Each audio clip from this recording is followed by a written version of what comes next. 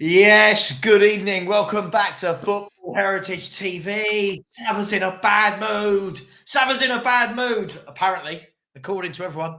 Dan from the Hotspur Hood, are you in a bad mood? Are you like me? Are you in a bad mood for no reason? No, it's been a peaceful day for me today up until about, let's say, give it another 2 hours and then it's going to go chaotic. But up until then, it's actually been quite a peaceful day. Yeah, absolutely. Look, we've got England playing the Netherlands. I'm not going to talk about England-Netherlands. I feel like the England conversation seems to be the same every game. So instead, we'll talk about something that seems to be the same every season. We'll talk about Tottenham Hotspur, Dan.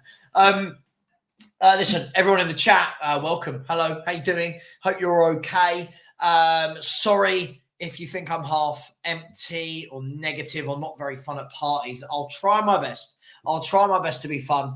And smash the like button. If you haven't subscribed, please do subscribe. It's just kind. And subscribe to our guest, Danny. Subscribe to Dan at the Hotspur Hood. I'm sure you have already. And we're only 20 away from 12.6K. So let's get that 20 back in place. Dan, we've had lots of excuses now for many weeks that the Euros are on. You can't sign anyone during the Euros, Dan, because they're all busy. They're all busy playing football. I look across in the Italian league, in the German league, the French league. They're all making signings. Dortmund are signing up quality young players everywhere, or not even young, quality players. Marseille are signing players. Monaco, Lens are signing players. Conte at Napoli has just signed a wing back and two centre-halves. Why can't we sign it? What's going on with us? Why are we not allowed to sign anyone during the tournament? Dan, what's going on? Well, enough of the times I had it thrown at me about, you can't touch or talk to the players or even their agents when they're in a big competition like the Euros. Well, I've seen about 3 players now get at least spoken to, and what are Man U doing with De Ligt at the moment? Yeah. That is what an agent is there for. Oh, is De Ligt still at the tournament? I would have thought he is. Yeah, he is. Yeah, he is. Yeah. And Man U have basically put the price they're willing to pay for him and everything else. So it says on paperwork. Yep. We don't ever know the full facts, only what the papers say, but it says they're in for him, and it looks like Man U mean business with who they're being linked up with compared to who we be linked up with. And he's at the tournament. He's been there for the past couple of weeks. That's what agents are for. But I've had people telling me enough times, like, "I'll shut up. The rules are you can't talk to the players or their agents while they're in the tournament." This is obviously BS. Yeah. I mean, I find it quite interesting because everyone seems to have put all their eggs in the same basket, right? Or the two baskets, which are Eze and Tony, who are, of course, both still at the tournament. At least for the next 4 hours, they're still at the tournament at least, right? So everyone's putting their eggs in that basket that, we can't sign it because they're the two we want. But we're being linked with players that aren't at the tournament, players like Ramsey of Aston Villa. Now, I saw you and Alan just having a little chat about that. I'm seeing lots of people trying to make the case that, this is a good signing. Are we in danger, Dan? And I know you'll tell me honestly. I know you will. Are we in danger of just going after more players that fill out the squad but aren't actually better than what we've got? Because so far, Werner is what we had. Yeah, Gray is a kid. Bergvall is a kid. Ramsey, if that's true, is he better than what we've got? Ramsey, I don't think he's anything better than what we got in midfield. And when it was rumoured that we was going for him for 30, 40 and they wanted 50 million, whatever, like, no, not a chance in hell. I wouldn't personally. Yeah. But if it's actually true that we're willing to swap Lo Celso and, I don't know, Skip or Højbjerg, whatever, for him, I don't see why not. That one, I would say, would be an improvement on the squad, because even though he had a bit of an injury on him, he still managed to get about 18, 20 games in. I think he would improve the squad. Yeah. Because Lo Celso, we all know he's quite... Right? No, but he doesn't improve the 11. Right. No, he improves the squad. So that deal, I'd quite happily do that. But if we got to pay 30, 40 million for him, I'd say, no, thank you. And rather go and put that towards Eze or Tony. Yeah. I mean, look, Dan, I don't, I'm going to break one of my rules. I don't normally like doing this, right? I hate it when I'm asked this question, so I'm being a massive hypocrite right now. Whenever I'm asked, Savva, what would you give the Wndow out of 10? Like, I'm like, I'll go away. It's either good or not. I'm going to ask you, so far, bearing in mind it's, I think, is it 4.5, 5 weeks until the season starts? How do you look at the Wndow? And look, Bergvall, we know we actually signed him in January, but let's be fair, he's coming in now. Timo Werner for another year, and now Archie Gray from the Championship. What would you give me out of 10 so far? What would your overall feelings be on our Wndow to date? I'm going to put it in two different blocks, basically. Yeah. For the future, and what I say future, I mean like in say maybe 2-3 years time. Yeah. I'll give that an 8. Yeah. If I go by now, I'll give that a -1. And that's being nice. A -1. And that's being nice. Because I'd rather just Timo Werner going in there. It just don't get me going on that one. Just don't. I mean, do you know what? I think, Dan, you and I both said this, I believe. I think I've seen you maybe soften your stance slightly since, but I haven't. When we both said towards the back end of last season, if Timo Werner re-signs for Tottenham, the Orange out. And look, I'm playful with it, right? I don't really care if Ange goes or stays, right? Because I don't think anything's changing at this football club, whoever's in charge. But for you, for me, that was the moment when I realised this window's going to be exactly the same as all the others. Did you feel like that, or do you still feel hopeful that in the next 4 weeks Spurs will do some proper business? Here's where we just do the same thing that we do year in, year out, program in, program out, channel in, channel out, whatever way you want to put it. Yeah, when we got Werner, I was shouting, get Ange out. That was out of temper. I'm on the fence with that one. I could understand why we got him for the 6 months. I could actually understand that. Not that he's any good. He's a poor man's son, but he filled that block for 6 months that we needed to. Yeah. Okay. Yeah. I could just about accept that. But then when my manager starts going on, and one of the things he did mention was we're not clinical enough up front, whatever else. So we do have a problem there. And he goes and re-signs one of the problems. I then start getting very sceptical of the manager. This is where, again, he has spoke too much. Yeah. Like when he stood there and said, we're going for the title next season. No, mate, you didn't have to say that. You should have said that. You shouldn't have said that in front of a load of bloodthirsty Spurs fans. Probably the worst I've ever said it to. And he should not have stated clear as day, every signing that comes into this club is my choice. He didn't have to say that either. Those bits is where I think the man needs to learn to shut up sometimes. And I can't stand his style of play. I can't stand the inverted wing-back crap. I just think hasn't got a clue with defence. But on the whole thing as a whole, with history, the CV talks for itself. You just think, why do I bother? Yeah. But if you haven't got hope in life, what's the bloody point? I mean, being a Spurs supporter, I've read the Bible 5 times back to front. So Spurs have got their own Bible. I mean, I'm not a religious person at all, but I'm sure Spurs have got their own book of whatever. You know, look, I think the key thing for me, Dan, is this, right? Is I look at, again, what you've just said there is spot on. You've got fans. I can see people in the chat right now, right, that will be trusting Ange. You know, this guy's doing things. I've got people messaging me telling me Ange is here for 7 to 9 years, right? I've got people telling me this is going to be great. Don't judge him too soon, right? We're going to win things in 3 or 4 years. Cool. So then why is the manager saying the complete opposite? And that comes back to what you've said, Dan. He's shooting himself in the foot because he's telling fans, I want to win now. I'm here to win now. When fans like me turn around and go, well, what are we doing in the market? And people go, oh, no, but the transfer policy is kids for the future.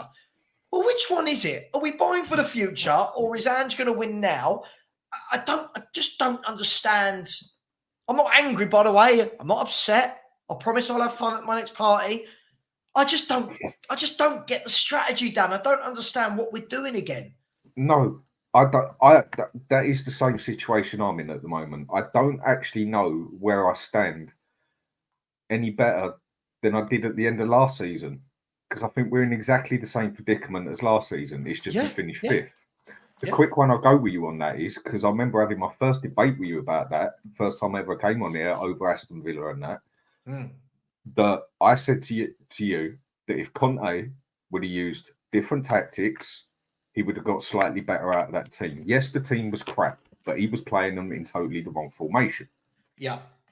And I feel we've just gone and done exactly the same, but in the reverse role round. I wanted, with the team we had, to play a 4-2-3-1 because it would have adapted to the players we got better. So we've gone to a 4-2-3-1 with a team that, okay, tell me I'm not a manager, tell me I'm armchair, I couldn't care less, which would we're all armchair. But I'm pretty sure 99% would work that much better with a 5-3-2 or a 3-4-2-1 or whatever, actually using the wing backs to what they are. I think we've done a complete reverse. Agreed. In the formations. And the players we've got are significantly better in a lot of ways, but we're playing them out of sync, or even if they're in the right position, out of sync or wrong position. We've just done the total reverse. We should now be playing what Conte was trying to do with wing the team backs. he couldn't, and vice versa. I think we've just made a complete turn on it, and I think we are basically in exactly the same position that we were at the end of last season. It's just we finished fifth. But I think a lot of people need to realise we finished fifth for a reason. We should have actually finished fourth if Ange weren't so stuck in his way. Listen, I completely agree with you. Man U, Chelsea, other teams did not have a very good season. Newcastle covered with injuries and that. In some ways, we was lucky we did get fifth, but I personally think we could have easily got fourth. Yeah. Yeah, look, I think at the end of the day, that's where if we actually have a holistic view of Tottenham, and if we look at last season, that was our opportunity. We can sit here now and go, oh, we finished above all these clubs, Chelsea, Man United, Newcastle. Sure, right? But other than Chelsea, who, by the way, the second half of the season were magnificent. They were in brilliant form. Newcastle played every other week, right? Man United. Didn't Man United got, they played Champions League. They won the FA Cup. They were playing 2 games a week. What worries me is we couldn't even finish above Aston Villa playing once a week. One a week. And bearing in mind, Aston Villa, somebody will tell me if I'm wrong. It's the best thing about the internet, Dan. Somebody will tell me if I'm wrong. Aston Villa must have played 13, 14 European games last season on their road to the semi-final. Yeah, they played significant more games than we did. I think, what was it? We played, was it 1 or 2 games less than what you can actually play in a season, basically? And then everyone going on about, no, they've got to adapt to Ange's system. This is going to take time. He had more time than any other manager in the top 6 or even the top 8 to get his players to adapt to his way with training time. And it seemed by the end of the season, they was more out of sync of it than they was at the bloody start of the season. Great point, Dan. Brilliant point. I've brought that with people and it just gets poo-pooed, right? And what I mean by that is I get told, but the more time they spend with Ange, the more they'll get to know his tactics, right? Out of every manager in the league, he had in the kind of top half, so to speak, he had them Monday to Friday at Hotspur Way. Right? I'm not saying they trained every day, but you know what I mean. If you wanted to, Monday to Friday, Hotspur Way, there was no flying to Slovenia and Slovakia for these Europa games or Conference League games. He had them week in, week out. And the worry for me, like you just said there, is that should have been progressing as the season went on. They should have known his formation better as the season went on. We should have been defending better as the season went on. But it actually went that way. That's a huge concern for me, that everyone just says, they'll have a pre-season with him, but they had him every single day and nothing changed. It was the way it went downhill. Now, if we would have done what Chelsea done, and just started off really poor, but slowly got our act together, you could have looked at it and gone, all right, fair play. Like, give him time, whatever. And the manager, he's not going to do it in a season. I get that. But there is a lot of points he needs to adapt and fix. And to that, he has to prove it to me still that he can adapt and fix to the Premier League, basically. He's done it in odd bits here and now, but then he's made the same mistakes over and over and over again. So we shall see next season. But Chelsea, with a team that didn't even know each other, a whole brand new team, a brand new manager. Yeah, they started terrible. And the worst injury record in the league. At one stage, they had 15 first-team players out injured. The only ones who overtook them in the end was Newcastle, but that was when they was fixed. That was when Chelsea were fixing up. But by the end of the season, what was it? We were 14, 15, even 16 points clear of them at one point, and by the end, we was only 2 points clear of them. Yeah. We started off literally not even rising. We literally went vertical. And then we might as well have just jumped off a 12-foot building, basically. But the thing is, Dan, I've been on streams before where I've talked about the facts of, like, when I've said I'm concerned because we started going like that, people go, oh, you're negative. Factually, the second half of our season was really poor. If you look at the second half of our season, we lost some really poor games. We started especially towards the end of the season, started to concede threes and fours on a regular basis. And that for me is where, and this isn't new, we do this every year, Dan, that for me is where I think the manager, as we're getting towards the end of the season, along with the director of football and the scouts and the owner, because they will have these meetings, look, not teaching you to suck eggs here, recruitment teams don't just wait till the summer and go, right, what should we do? They're working on this all year round. What makes me laugh, what makes me laugh is that we're seeing this towards the second half of the season. And you'd think, right, go out there and make a statement. As soon as that window opens, go out there and make that statement. Get in those top players that you need. When I say top players, no, they don't have to be world-class. No, they don't have to be 80 to 100 million. Right? But again, we start the window by going, Timo Werner, that's a nice, easy deal. Right? We go, Archie Gray from Leeds for 40 million. Yeah, I'm seeing other clubs across Europe are buying 18-year-olds at 10 million euros. We're going for the 30 to 40 million euros. And then our fan base start doing this thing where we all start going, not all of the fan base, where we all start going, oh, this is a great signing. If you don't see how good he is, if you can't see his ceiling, Dan from Hotspur Hood, if you don't know his ceiling, you're negative.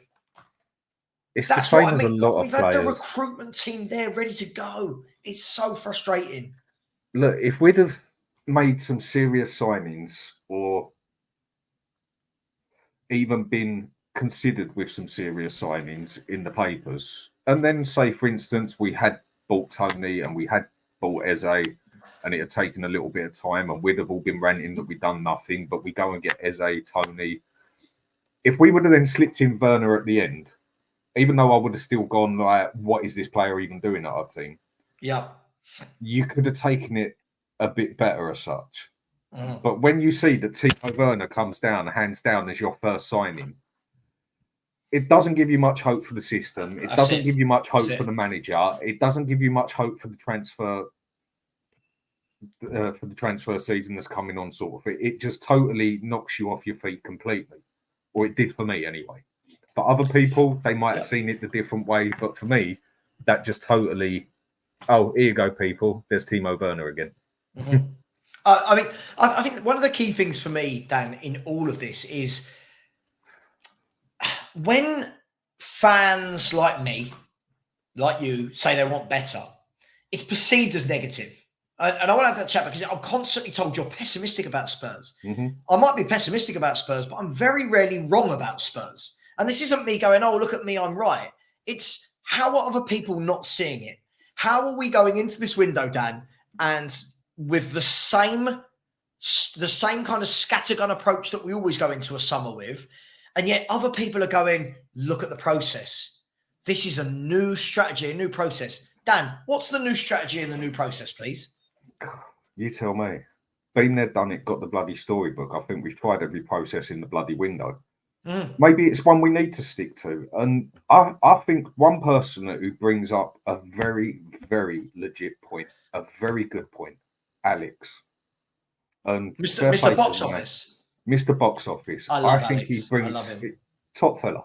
I think he brings up an excellent point with when he says, "I won't have faith in Ange until I see Tottenham have faith in Ange." That's not necessarily how I see it, but I totally get what he's getting at. Even if Levy or someone of Spurs was to come out and basically say to the fans, or even put it in a little press conference, or even put it on a bit of bloody paper so it can get put on the internet and say, look, this is our process, this is what we're going to do, and we are sticking with Ange come love nor money. Yeah, we might have a rant about it, we might have this about it, but you'd know where you stand. Yeah. We don't know where we stand. I'm one of the ones saying that if he isn't in top 4 or within 5-6 points from it, he's gone by Christmas. Now, people say that's negative. No, I'm just going on history. How do you employ someone? You go by their CV. You go by what they've done, don't you? You don't go by, oh, well, he's got a terrible CV and he couldn't even handle his job as assistant manager at McDonald's. I'm not going to employ him at my company. You don't look at them and think, well, they might get better if they come to me. Maybe you do that with the odd player. But when you've had it for 24 years, like we've had it with Levy, how am I meant to look on it different when it's been the same thing time and time again, except with Poch? And even then, we screwed him over completely by not making a single transfer for, what, nearly a year and a half. I agree. I agree. I mean, Dan, there is one comment I want to bring up, and it's not in a bad way. And listen, thank you, Jonathan, for putting this comment in. I appreciate it. First of all, 2 trophies in my adult life. Yeah, but, you know, I've supported Spurs before I was an adult. So I've seen Tottenham. I've been alive since Tottenham won European trophies, FA Cups, League Cups. So to say just 2 in my adult lifetime, right? Now, here's where I want to rip this comment apart. Jonathan, as I said, nothing against you. I'm going to attack your argument, not you, right? That's the thing to do, right? That's what I'm learning, right? It's great wanting great things and success, but it's not to be expected. So we need to stay in our lane. We had top managers, and look how that turned out. Right, let me rip this to pieces, right? Stay in our lane. Cool. If we're going to stay in our lane, why don't we stay at White Hart Lane? Right? If that's the lane we want to stay in, stay at White Hart Lane. Yeah? Don't build a stadium. Use it as an excuse for not signing players while we're building the stadium. Yeah? Telling everybody that we need this to compete. Yeah? Then when you build the stadium, the prices go like this. Right? Then for fans to turn around and go, oh, well, we're only little old Spurs. Cool. Dan, if we're little old Spurs, why not stay at little old White Hart Lane, where I think we were buying better footballers when we were at White Hart Lane than we're actually buying in this new stadium. So this is why when people say things like this to me, I'm not expecting instant success, Jonathan, right? I'm not having a go at you. I see people say all the time, and I'm on a bit of a rant now, sorry, Dan. I see people come into my YouTube comments every day when I make a video and they go, oh, you are a Win Now fan. A Win Now fan. I said the other day, the last time Spurs won the FA Cup, I was in primary school. I'm now 41 years of age. About Win Now, the last time Spurs won the League Cup, I was 20, quickly do the maths, Sarah, I was 24, right? Living with my mum, just about had a job, right? Didn't have a pot to piss in. I had none of these lines on my forehead, Dan. None of that. I was a fresh baby-faced skinny guy. But you're a Win Now fan and you can't expect anything now. I'll hand it over to you, Dan, but comments like this it just infuriates me. I've heard this for 24 years now. 24 years we run out these lines. Look, the reason certain people rant on about how bad we feel it is run at Spurs is because at the end of the day, we all want the same thing. We want Spurs to win. But I feel that this fan base is one of the worst in the world, for different reasons, along with Arsenal and Liverpool, but for total different reasons, in the aspect of it is too accepting. The fans here, the club, is too nice. And as far as I'm concerned, I don't care. There's nothing wrong with being nice in life, yeah? But as far as I'm concerned, somebody tell me how you get to the top in the world, in the real world, through being nice. there's not many ways of doing it. You get to the top of a business through being ruthless. You get to the top of the league through being ruthless. Or you might have that one in a million chance like Leicester that it does happen. Okay. Yeah. But then I might win the Euros this Friday. So, but you got to be ruthless. But no, the amount of arguments I had with people when I first started doing this, no, I feel a new manager can get the best out of Wndow. Give him another go. No, Dyer, give him another go. He'll come good. No, Lo Celso, he'll come good in this one. And I hear it again and again and again. Whereas at Chelsea, Man U how they used to be, Arsenal, other big clubs or whatever, it's like, right, you've had pardon the phrase, but you've had a piss poor season, out. We get the new player in. Okay, it's bit him in the arse a couple of times, like with Salah and Kevin De Bruyne. Okay. But it's worked for him more than it hasn't worked for him. We are not ruthless. No. We are too accepting. Not on the pitch. No. He's ruthless off it. Oh, only in the business side. That's what I mean. He's ruthless off it. You can't fault him on the business side. You cannot fault Levy. If anything, business-wise, this is where when people go on about, yeah, but look what we've done. We're now one of the top 7 in the world. He has made Spurs what they are. Yes, he has made Spurs what they are. A business. That is what he has made us. And he has done a world-class job at it. And if anything, I think we are one of the, if not the best run club in the world on the business side. On the football side, I'll say it straight. I think we are the biggest embarrassment on the planet, considering the size we are, the money we have, yet the low standards we have. Yeah. And how talking nice about we are, and how accepted we are. Talking about embarrassing, Dan, 61 likes. That's embarrassing. Let's smash those likes, everyone, right now. Smash those likes, please. Please subscribe if you haven't. We've had 2 new subscribers throughout the show. Come on. If we get another 15, we get to 12.6K. And I think that's the key thing for me, Dan, is I think for me, I've been leaving ENIC out since Martin Jol. Since the Martin Jol, do you remember that? The half time when the news started going around that he'd been sacked at half time. Like, yeah. From that moment, I've been leaving ENIC out. And I've had, I mean, that was 2008? Something like that, 2007. Right, 2007, like 2008. Okay.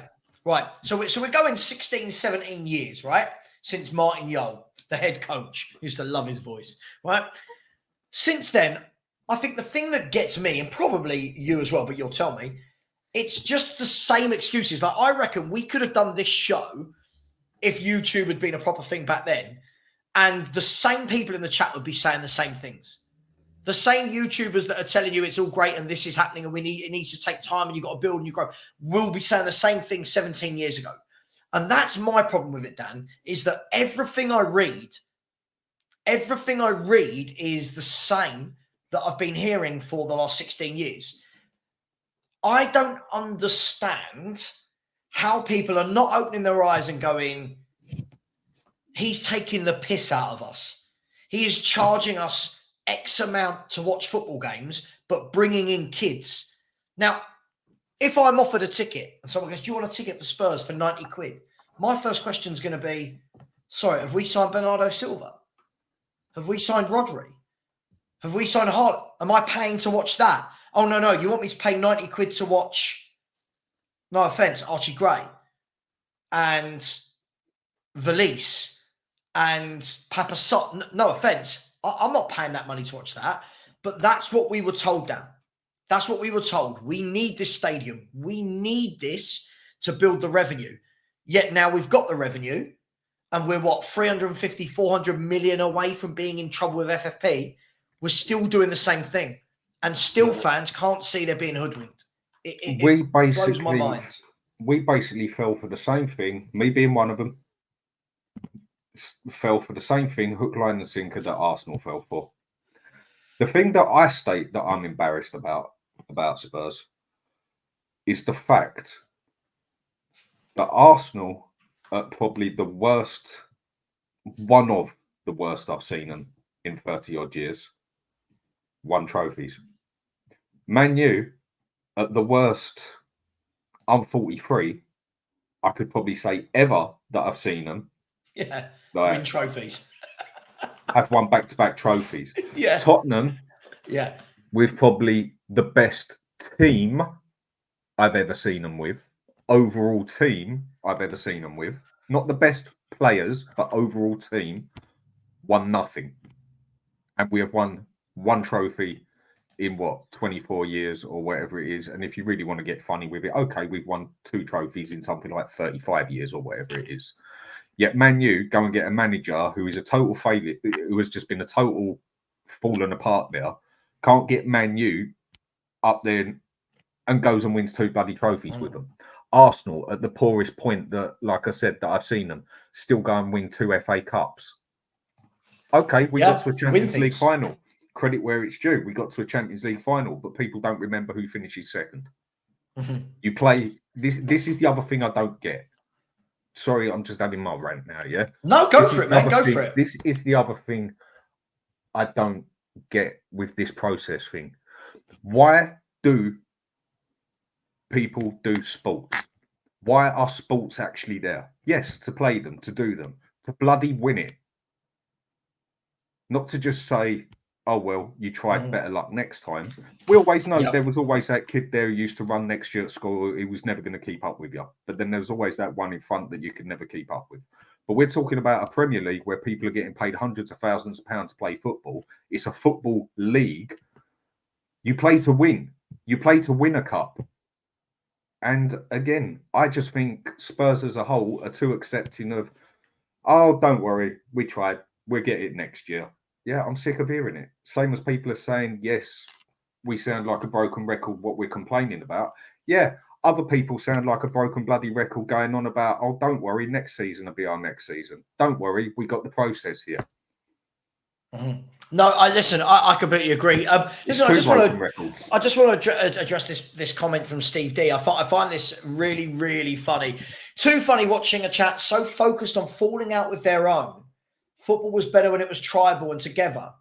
But Steve, when you say that, Spurs fans could never be tribal and together because the club is so divided. Yeah, you know this. You're a grown man. You know this. The club can never be tribal because there are so many of us that are bored of the way this club is being run, and there are so many people that are happy with the way it's being run. And all the while you've got that. Now, there's nothing wrong with fans having different opinions. Steve, I'm sitting here saying I don't agree with it. In my chat, and I don't know about Dan's, but, well, actually, I do know some of that. You know, we're the ones that sit there, put our face to the name, Steve. We're the ones that get called unbelievable things. And by unbelievable, I don't mean in a good way, right? We're the ones that get threats, right? We're the ones that get people coming after our missuses. Is that a word? After our partners. We're the ones that get sworn at every day, right? For having a different opinion. But then you think that it's us wanting to fall out. Listen, each to their own. But the moment I say anything that is factual, you're negative. No, I'm factual. Facts, facts, facts. Now, listen, one thing I did want to do, Eugene Sterner wanted to come on. Dan, if you're cool with that, I'm happy to get Eugene come on. Now, what I'm going to do is, this is probably going to be absolutely suicide. I'm going to put the stream link, because I don't have Eugene's number. I'm going to put the link in the comments, right? And I'm only going to let Eugene come on. So anybody else who thinks it's funny to click on that link, I will just remove immediately. Yeah, and you won't get on. So I'm going to put that link for Eugene.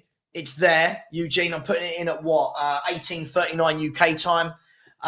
While we wait for Eugene, Martin Parker, Savva, you're like a broken down record. Yeah, but funny, this record's not changed for so many years. The record's right.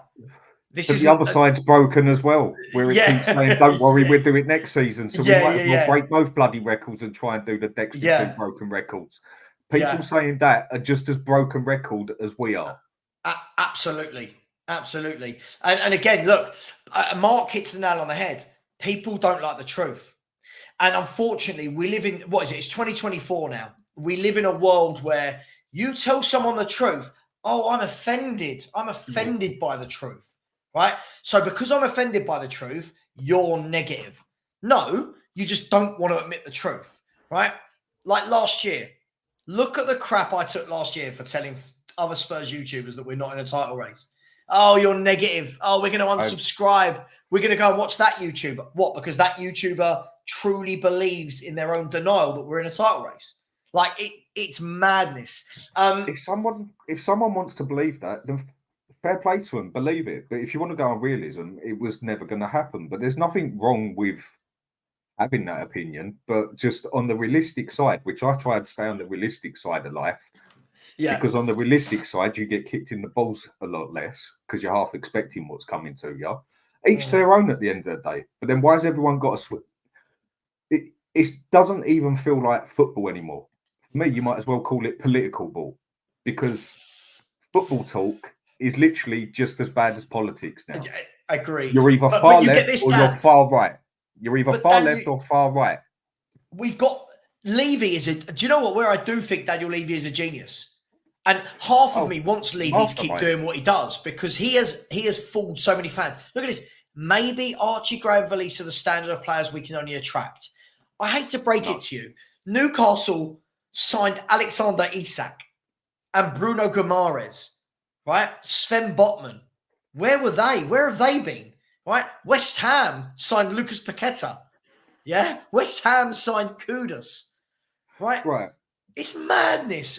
But apparently we can't attract these players. It is madness.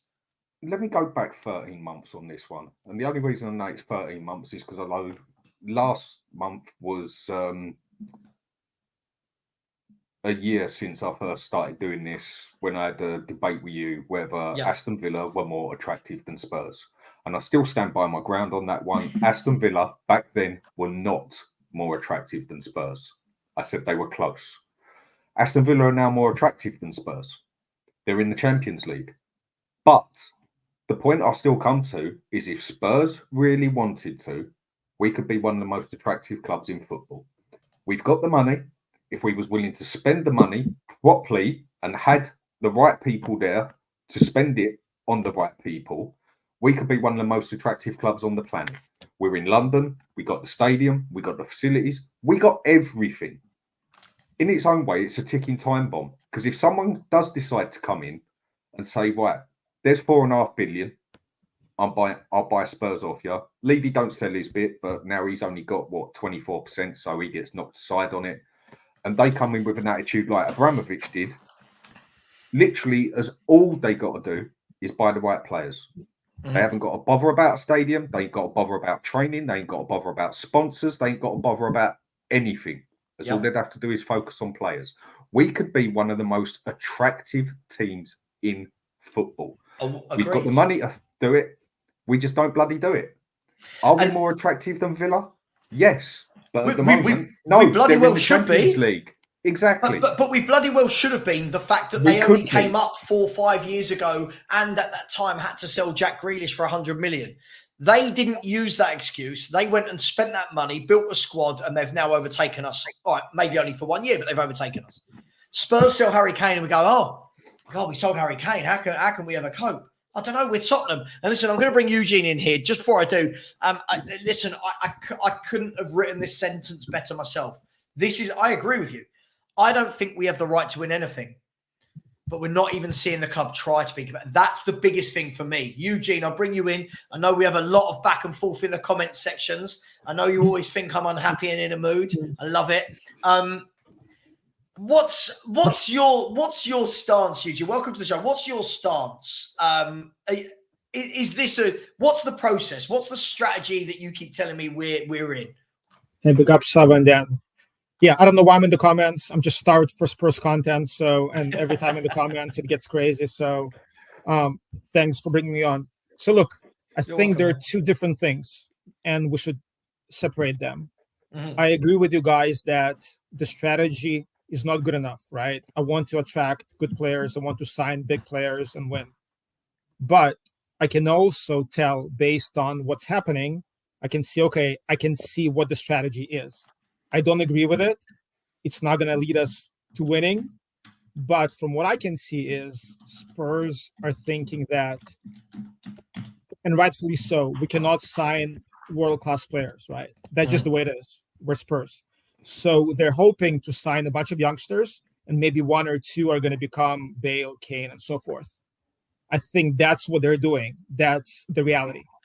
I don't agree with it. I don't like it. I want us to sign big players, but in my mind, those two are separate things, right? What I want to do just quickly, what they're doing actually. Can I ask you a question then? Sure.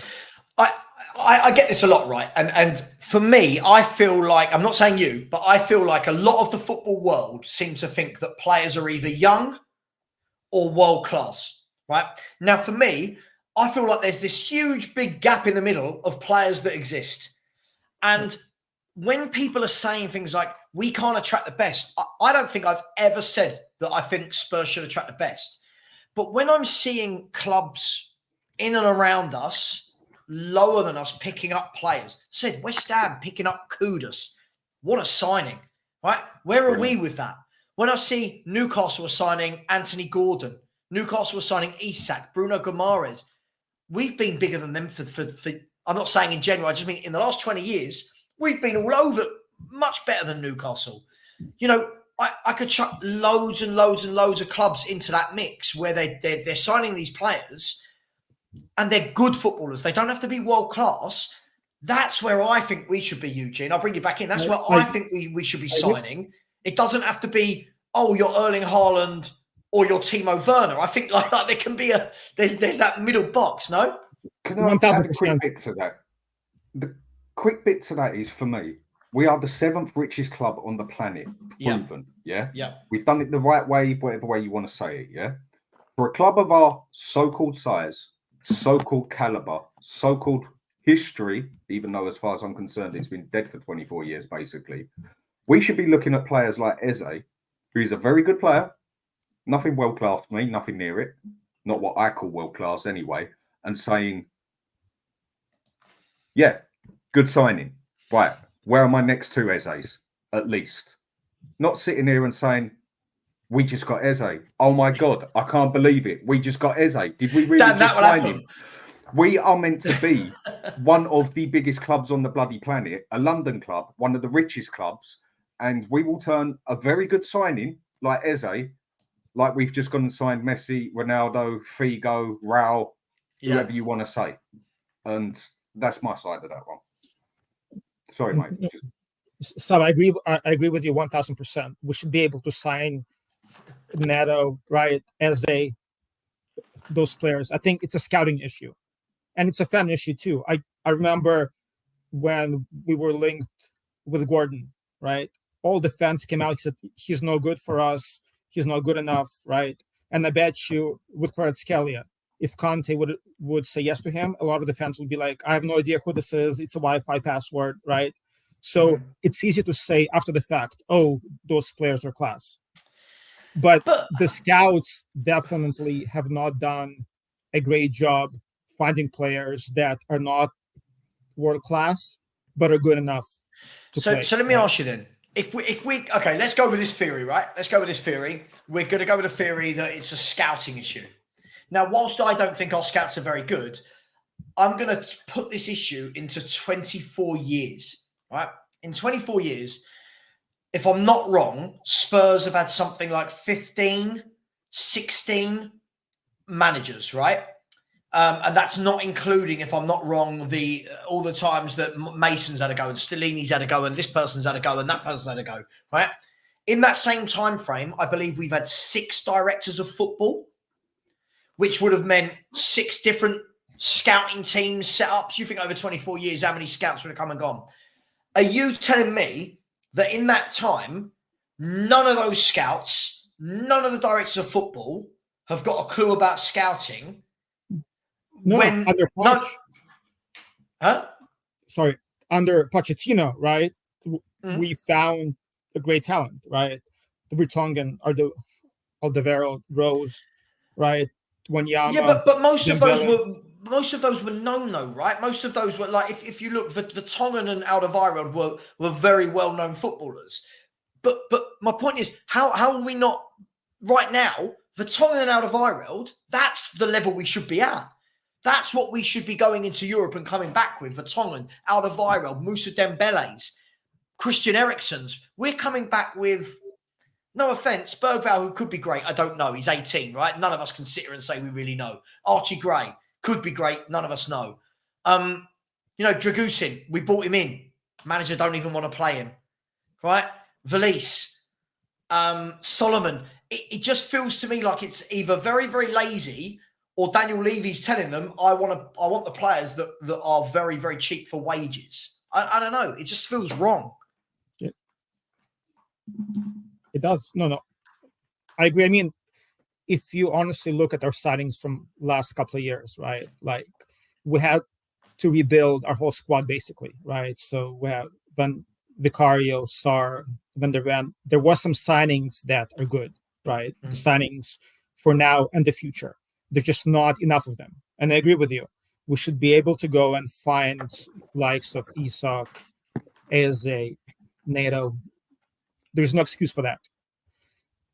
And whether it's a scouting issue or Levy issue, I'm just a realist, right? I know how this club acts, right? Yeah, so sure. That's why I'm trying to separate what I really want to happen versus what I think will happen. Because otherwise, Sure. I'm going to go crazy, right? I can't be always in a bad mood and negative and be like, oh my God, I'm just not going to watch any games. I'm trying to be optimistic. So I'm like, you know what? I'm lowering my expectations until I see otherwise. So I'm just going to wait until this window is done. But if we're starting Werner and Johnson, it's over, right? Andrew's going to be gone next year. It's going to be another rebuild, and we're done. So I'm choosing to be. But that word, and Dan, let me bring you in here on this. The word rebuild, right, for me is just as bad as the word negative. The word rebuild. My question, I always ask Dan, to everyone, and never get an answer. What are we rebuilding from and to? What does a rebuild consist of? Because I keep hearing it, but I've never ever seen us actually finish a build. So I don't know what this means. What's your understanding of a rebuild? On the first thing, just going back to what you said quickly, you've basically just agreed with everything we've said. It's just the differences about it. You've said you're a realist and whatever. You just don't want to be negative all the time. People see things different. For me, if you want to take it even further than football, life is a lot more negative than it is positive. It's just the positives in life are that bloody good that it outweighs the amount of crap negative. Yeah, because there's a lot more negative than positive, but the positives are that good.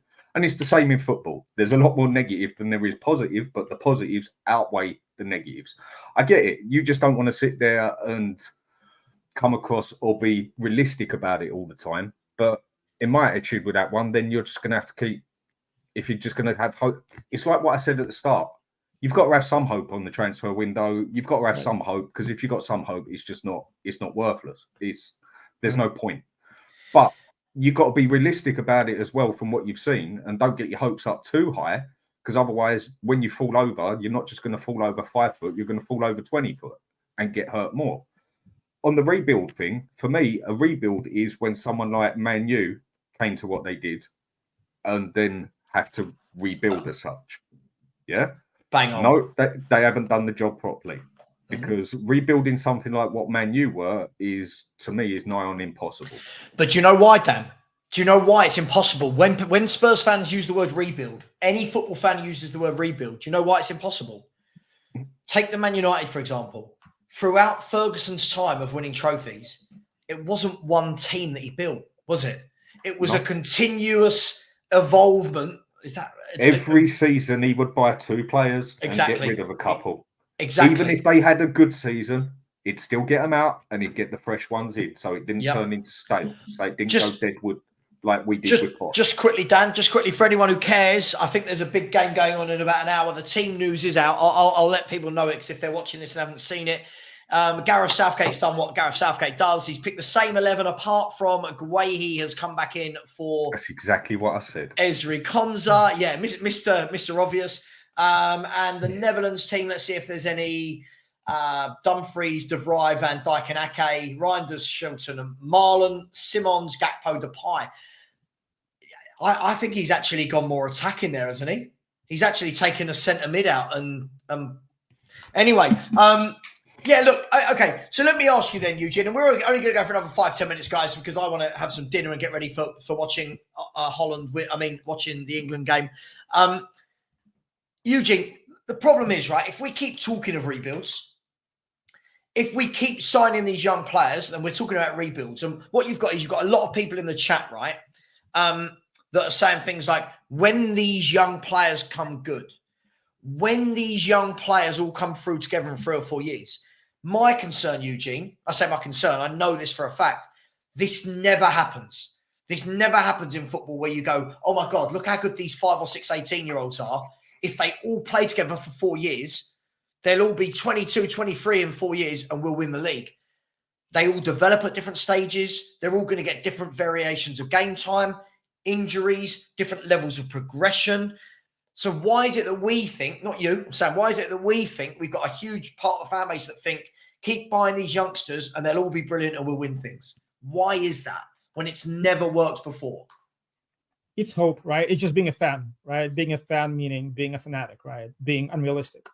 As far as the rebuild, just given the way things are right now, that managers only last 2-3 years tops, right? Except a couple of exceptions, right? A team needs to have a director of football or a philosophy where a team buys certain players that fit that philosophy. So if a manager leaves and a new comes in, there is a standard or a philosophy, right? So Agreed. When I say a rebuild, if the Spurs DNA, whatever that is, right, is attacking football, and Ange is the first manager, right, who will rebuild the squad, right? Going forward, after Ange leaves, we cannot go back to Conte or to Nuno, right? We need to keep the same philosophy going, and for the team to buy players that fit that philosophy, right? And if you look at our squad, Nuno was there, Poch players were still there, Conte brought some players. It was all over the place. So we just need to be consistent as far as what we're trying to do long term. Let me give you a buy quick players for that. Let me give you a quick point on this then, yeah? I totally get what you mean with the younger players and that, but I think we're doing it totally back to front. Again, it's opinion, but I think I can also put a fact down on this one, yeah? Romero is blatantly looked at. I don't think he's quite world-class yet, but he ain't far from it. Real Madrid want him, and if they don't get him this season, they will get him next season. And Wndow has landed on his feet. Running is an understatement. He's a freak of nature for the pace and what he has been. How long's he going to last when he just sits there and he sees us buying for the future, winning nothing now? A football career goes on for what? 10 years, 8 years, 15 years, depending on injuries. They want to win stuff now. They want to win stuff yesterday, not in 10 years' time. So Romero is going to sit there and say, do you know what? We just got Archie Gray. We just got Bergvall. Do you know what? They're going to be quality in 5 years' time, and we could win something. Oh, shit, I'm going to be 32, 33 by then. No, it's not going to happen like that. I don't see it working like that. We need to build now. Obviously, use the youth we got. It's meant to be that spectacular. Win stuff now to attract the big players. So when the youth players also come through, they have quality players and a quality team to come into that can also make the youth team better and also give the youth team a reason to stay here. Because I know if I'm an 18-year-old and like Mikey Moore, who's also got Real Madrid sniffing around him and that, and as all I'm seeing Spurs do is buy for the future, buy for the future. And our world-class players or talented players win nothing and then go everywhere else and 9 times out of 10 win something. When I get to 20, why am I going to stay at Spurs when someone else comes in who does win things? And we just go in that vicious circle that we have for 24 years. It's like, if you take Kane, for example, how many years, right, would Kane have sat around in that dressing room, first day back of training, and he's seeing, oh, who's that 19-year-old coming in? And he'd be like, okay, cool, that's good. I can teach him. I can train with him, but nothing's changing. You go to the changing rooms of the big clubs. Yeah, they're seeing proper players come in and join them. That for me is that for me is the concern. It's how long is this youth, this conversation about youth? How long are we going to keep having this? You know, I really, really don't understand. No one's ever done it. Even when I hear, well, look at Man United, what, back in 94, whatever it was, 95. Look at the class of 93 or whatever they were, right?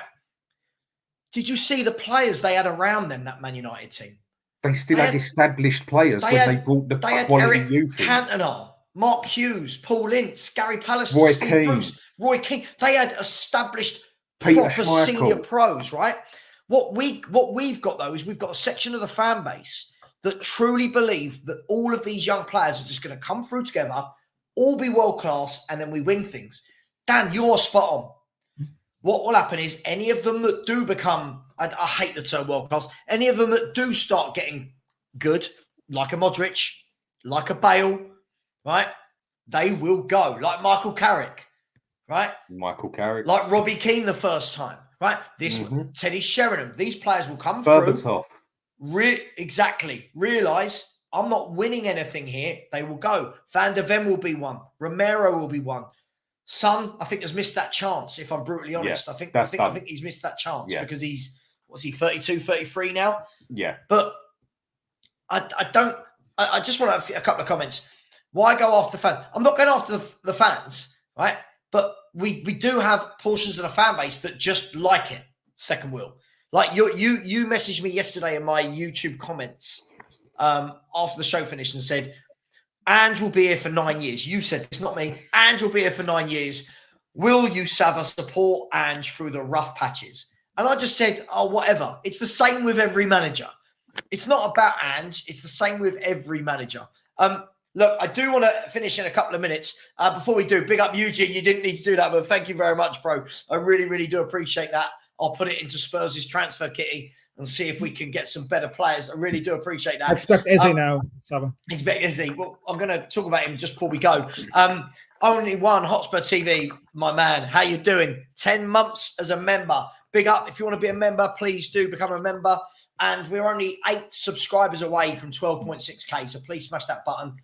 Jason S., my friend Jason S., said, Savva, I love this comment. You are, and I know he wanted me to read it because he put it in about 4 times. You are right most of the time because you have picked an easier, much obvious route. Everybody knows the usual 3 or 4 clubs would always win things. So you getting right by default isn't some mega expertise. Never claimed it's by expertise. Do you know why I'm right, Jason? It's because it's bloody obvious. It's in front of us that we aren't winning things. It's in front of us that we're not trying to compete. This comment makes it sound like I think we should win every year. I don't. I want us to attempt to win. Attempt to win. When we had that really good 11 under Pochettino, and you're thinking, go and add 3 or 4 players to that. We were second in the league. We were one of the best teams to watch in the country. Our defence had conceded something like 24 goals in the season. And you're thinking, go on, kick on. Nope. No attempt. Guys, before we go, I'm going to ask this question. Who were Chelsea? Sorry, quickly. Who were Chelsea? Who were Chelsea? Nobody. Nothing. And then they got someone in who bought them and wanted to do stuff with them. Yes, they had money, but we've got money that we can do that with. Chelsea became big, knocked out teams out of so big 4. Man City have done it. Yeah, significant money, but we've got the money to spend. We can attract. We could do it. We just don't. I don't feel you're taking the easy route there. It's not impossible to do this. We just don't do it. Absolutely. And by the way, Peter, when we're talking about time will tell, time has told. Time has told that there will be infinite amount of time. The problem with this is if Spurs win a trophy in 4 years, people are going to go, you were wrong all along after 28 years of ownership. Like, we're a quarter of a century in. Eugene, what do you want to see? Just 2 more minutes. What do you want to see, Eugene, Tottenham do in this last 4 or 5 weeks before the season starts? What is it that you're hoping for? And honestly, now my expectations are getting lower and lower. If we only get one thing done, I don't even want Eze at this point. I want a striker, right? We need Tony. We need a striker who can hold up the ball and who can have the ball, right? Obviously, I want both. But if we don't do anything else in this window, I want Tony. I don't want Jimenez. I don't want any other, striker from a Dutch league, French league. I want a proven striker who's going to bag 25 goals. So that's what I want. Yeah, and Dan, from your point of view, should there be? I'm seeing people say, if it's one or the other. there shouldn't be any reason, should there, that we don't go and get everything we need. It shouldn't be an either or, right?